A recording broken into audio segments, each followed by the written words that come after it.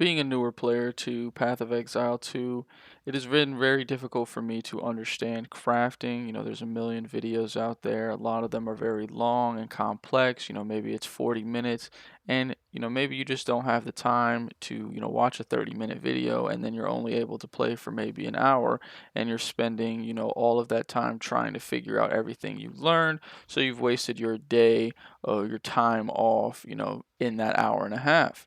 So this will be the intro to a series of an in-depth crafting guide. In this intro, we will go over the POE2 database and Path of Exile.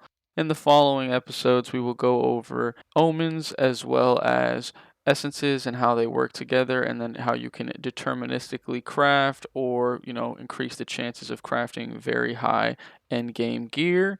So the first question you may be asking yourself is, why should I even use the POE2 database or Path of Exile? What's the point? I just want to play the video game. Well, these websites really help you understand how to craft an item and what's your goal.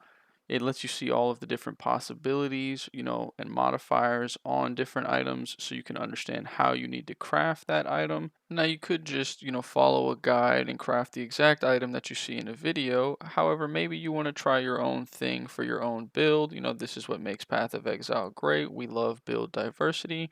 So that's the importance of these websites. So without further ado, let's get right into it. POE2 database. So this is the main screen of the POE2DB website. From here, you will go to modifiers, and this is where you will select the item that you are wanting to craft. So whether it be boots, gloves, jewelry, or weapons, every option is available here. Just make sure you are selecting the correct type if you are doing a body armor piece. For this example, I'm just going to select amulets.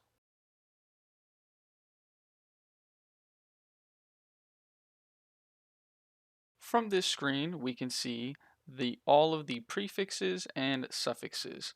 It is important to note that an item can only have 3 prefixes and 3 suffixes, no more, and it can have less, but obviously that is not the maximum modifiers on that item yet. So at the top, we have all of the different tags that are on all of these modifiers, and we will explain what tags are. So the tag modifiers are the items in the left. So we have life for maximum life. So this means maximum life has the life tag, as well as another example would be fire resistance has the tags elemental, fire, and resistance. We will get into how we can use the tags in game, but it's just important to understand how to use this website. So again, these are the tags, and some modifiers can have multiple, like fire resistance has these 3 tags, while others will have no tags. For example, increased rarity of items and spirit have no tags. The next topic of subject is the gray column. The gray column states numbers that are the maximum item level needed to get the tier 1 modifier of that affix. So, for example, for maximum life, in order to get tier 1 maximum life, we need to have an item level of 60. To get tier 1 of fire resistance, we need to have an item level of 82. 82 is the highest item level for all modifiers, for all weapons, jewelry, for anything in the game that is an item. The next column is the weighting or probability of receiving a modifier when you are adding an exalted orb, regal orb, or any sort of currency. All modifiers are not equal. Some have higher weights than others, and you're more likely to get those modifiers compared to others. However, this is not too big of a concern when crafting, as weighting changes and probabilities are affected by the differences of currency, such as, regular orbs, greater orbs, and perfected orbs, and we'll get more into that later. The next important topic is letting you know that you can select each modifier.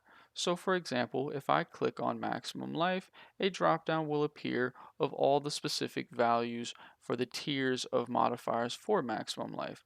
So we can see tier 1 requires a minimum item level of 60, and the values are 120 between 149. and we can see the different weighting for each tier. This ties in to the weightings as they are all the same and they can get added up, as well as the green column is the amount of tiers that there are for each modifier. So maximum life has 9 tiers, while increased maximum life has 3. So if I click maximum life, we can see the different tiers. And then if I was to click maximum life, we can see the 3 different tiers. The last thing to note is that you can scroll down and see all of the desecrated modifiers for an item. So you can see all of the desecrated prefixes and the desecrated suffixes. This is important when you're wanting to craft an item because they are good ways to target certain modifiers. We can also see the essences if we scroll down as well, and this is always good to know because we want to make sure we know which essences are prefixes and which ones are suffixes if we plan to use an essence when crafting. That pretty much sums up POE2 database. This is the main resource that you would use for crafting, and this is where we come to decide what we want on our item so we can figure out the best way to craft said item. The other main resource to use when crafting is Path of Exile. So this is the main screen of Path of Exile, and you will always be in the original version of Path of Exile 1, so always make sure you go to the top and select POE 2. From here, we can select all of the different options, just like Path of POE2 database. So again, I'm going to select Amulet, so I'm going to go to Jewelry, Amulet. And then from here, we can see the same sort of information, just like POE2 database.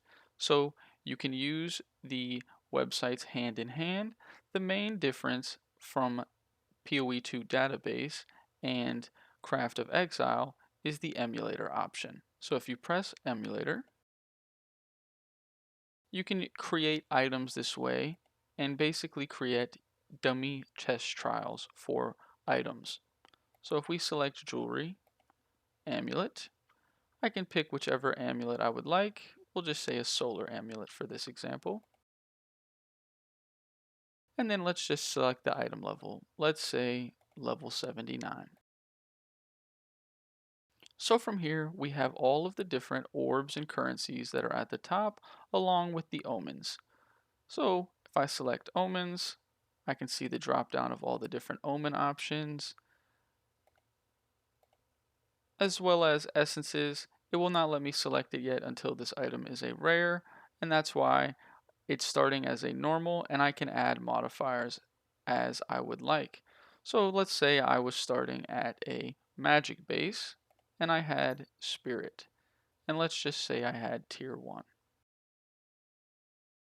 So now we can see the essences pop up, and you can use this to create test trials in order to see the probabilities of you getting certain modifiers using certain omens, because sometimes it is deterministically crafted, while other times regard a little more gambling. This can be a really strong tool that a lot of people are just not aware of that can really help you, create crafts without using your own currency. So you don't have to spend, your hard, earned money in game as, that you spend a lot of time, a lot of mapping. You can just run a test trial using this to make sure you don't mess up. And then just make sure when you're doing it in game that you just mirror exactly what you did on the website. Okay, so now that you're aware of this website, let's just show some of the perks and tools that you can use. So we have Spirit on this already, and let's just say we were to hit it with a Regal Orb. So you would just click Regal Orb, and then you go here and you click again. Now let's say you want to keep testing stuff to see, what sort of modifiers you would get if you were to do it, say 10 times. You could just go over to the Undo button, click Undo, and it's back to how it was. And then I would click it again, Undo, again, and you can see I'm getting a different modifier every time, which would be expected for a regular Regal Orb. Okay, So now that you know how to easily craft using the different options, let's just use several options so you can see me using it as an example. All right, so let's say we don't want spirit. Let's say we just want to remove it, but we want to leave it as a magic item. We'll just orb of annulment. And then let's say we want to upgrade it with some new modifiers. Let's say we want to select a perfect one. Okay, we got rarity, and then I could do it again, just like I would do in game. And if I wanted to orb of annulment again, I could do so. All right, well, let's add them again. And then this time, let's see, we have maximum life and mana regeneration. Okay, we just have the maximum life now. All right, now this should make it a good example. Let's use an omen and an omen of homogenizing coronation. So this is the omen that it will add a modifier with a similar tag. And like we talked about earlier, maximum life only has the life tag.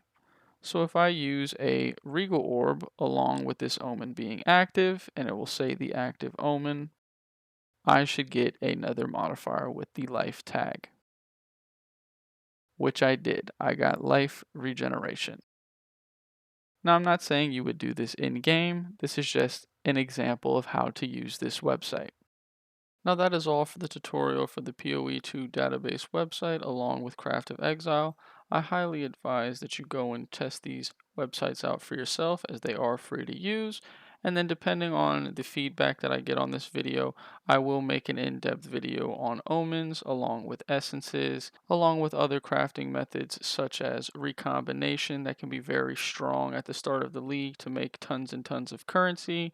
So please give me a like and subscribe if you're able to. It doesn't cost you anything and it really helps me out. I'll catch you guys in the next one. Have a good one, Exiles.